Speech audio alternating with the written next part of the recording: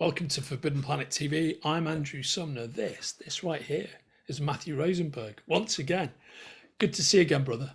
Good to see you. Thank you so much for having me, as always. Thank you for joining us. Now, this is something you and I have been talking about for a while, and I know you are very excited to talk about, and I am very excited to read. So, Matt, what can you tell me about the return of Wildcat?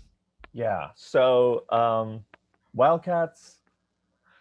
Wildcats is a fascinating one, isn't it? It's to a certain demographic and to a certain age group and a certain people, it is the book. It is as iconic as comics get, and I'm one of those people that Wildcats was such an important book. And um, when I got to DC, it was one of the first things I said is like, "What's up with Wildcats? How can I get to Wildcats?" And luckily, Ben Abernathy, who's the head of the Bat Group, is an ex Wildstorm employee and current DC employee, and his love for Wildcats is as strong as mine. And so we worked really hard to bring this back with the idea that we want to show everybody who doesn't get it why Wildcats is a premier A-list top of the to read pile every month book. So that is our goal, to make this the biggest, craziest, best book you're going to read every month. Amazing, fine words indeed. Who are your co-creators on the book? I'm doing the book with the wonderful Stephen Segovia, who is just doing Hellions at Marvel recently, and he is, I mean, Wildcats. Look, Wildcats is not an easy book to draw. It is Of it is course. the brainchild of Jim Lee, obviously one of the all time great comic artists for my generation. I mean, Jim Lee is my favorite comic artist. Like, my bedroom wall was Jim Lee posters when I was a kid, and my love for Jim's stuff never faded. And then after that, Wildcats is a who's who of the best artists in comics. It's been Travis Charest and Dustin Nguyen, and just a murderer's row of the best artists. So when we started working on the book, we just knew we had to get the best. And so Steven Segovia was, when he became available, we just both knew, like, yeah, it has to be Steven. He has to do this.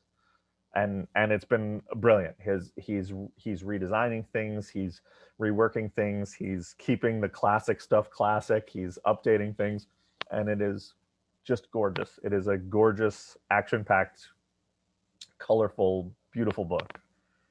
Mate, I love hearing you talk about it because your love for the concept, your love for the book, kind of just oozes out of you, mate.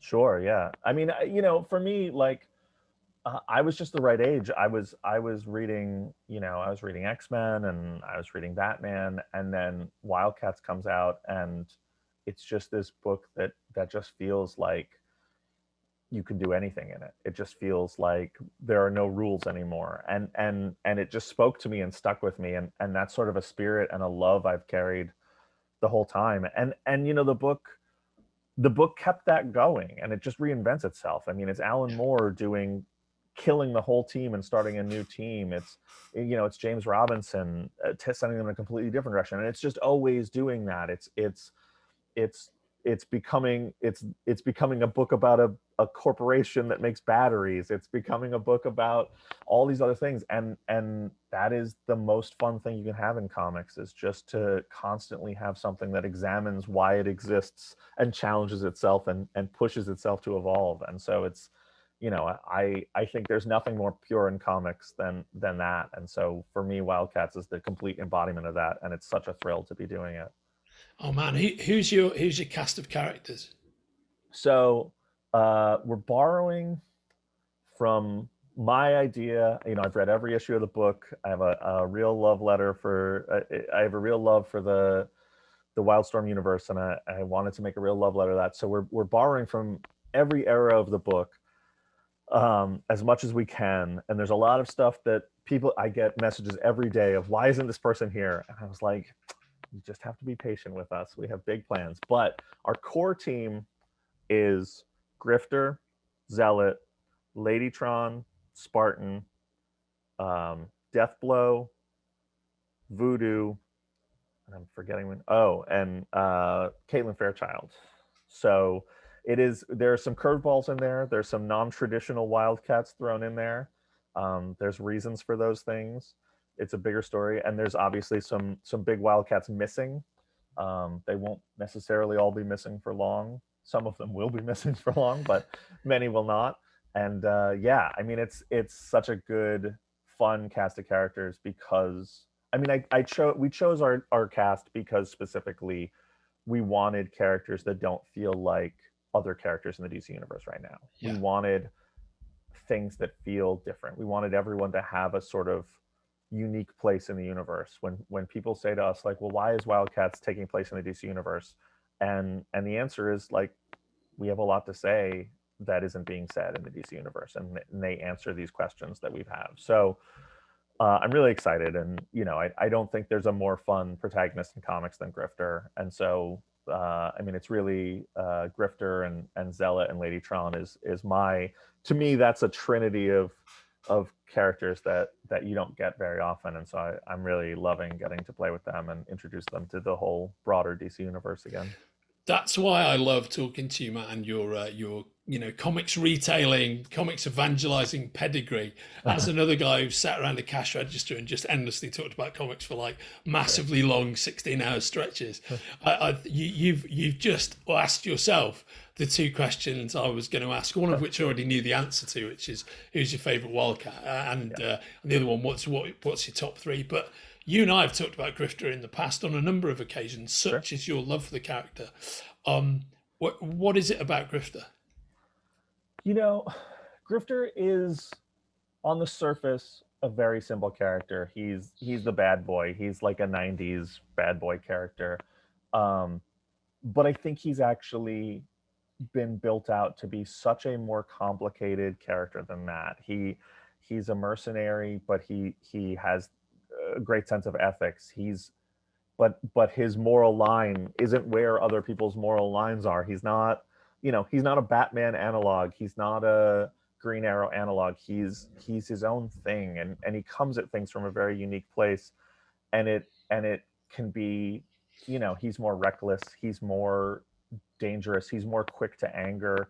He's just this very really realized character that I love, and he's got the best design. I mean, I don't think there's a modern character with a better design than Grifter. It's the mask is the single greatest design of the last 30, 40 years of comics. I think I just can't. I love it so much. He's just the best. Yeah. I think it's very telling that he specifically is kind of the connective tissue between sort of the mainstream Wildstorm universe and the sleeper story arcs by Brubaker and Phillips. He's kind of in the mix there, isn't he, in that transitional moment? I mean, that's exactly right. He is the brilliant, like, he's not out of place in a high superhero story, and he's not out of place in a story about spies and guns and back channel dealings, and he's really versatile in that way, and it makes him fun, but it also makes him unpredictable, and that I think is really what I gravitate towards on him. He's really a character that you can drop in a lot of situations and you're not quite sure how they're going to play out, but he's always going to have an angle. I mean, there's something amazing about so many of the Wildcats, and this is something I've always loved, and we sort of lean into. A lot of their code names are not flattering. They're not. You don't want to be called a Grifter, and that's something that I think you have to sort of embrace about these characters, is that like they don't necessarily see themselves as the good guys, and the world won't necessarily see them as that, and they're okay with that. Like, they just know they have jobs to do and they get them done. And so Zealot and Grifter and Lady Tron and Maul and all these characters are really, they're just a different approach to superheroes that we don't get a lot. Oh, well said, mate. Absolutely well said. And for everyone excited by that, this all new, all epic Wildcat series by Matt and by his co-creators. It's coming in November, and it's available for pre-order right now from the links attached to our conversation. I'm just so pleased that you've got the chance to do this, because I remember you telling me when you desperately wanted to do it, and then when it's like, yeah, I've got it signed off, it's going to happen. So to be at this point must feel amazing. Yeah, I mean, it's funny because I got to DC. I was at Marvel for a long stretch, and I came back to DC, and first thing I said out the door is like Wildcats. and you know, they're very protective of it. And then I did a 2-issue, I did the Grifter future state story, and they were like, "Oh, you write a good Grifter," and I was like, "Well, thank you." And then I did a longer, I did a 5-issue thing, and they were like, "Oh," and then I did a Zealot short, and they were like, "Wow, these are solid." And then they were like, "Okay, you can do Wildcats," and I was so excited. And then they were like, "For the 30th anniversary," and I was like, "That's not for a year," and they're like, "You got a lot of time to think on it." So we've been thinking on it and working on it and trying to make it awesome for the past year. But honestly, I've been thinking about it for the last 30 years. So, you know, I was ready to go, but things move at their own pace. And so I'm just happy to get to do it and be part of the legacy of what I think is really one of the best modern comics ever made.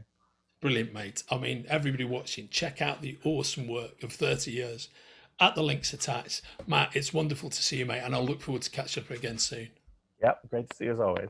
If you're enjoying watching Forbidden Planet TV and you're enjoying watching us talk to the world's most interesting and accomplished filmmakers, authors, artists, musicians, creators, subscribe right here. See you soon.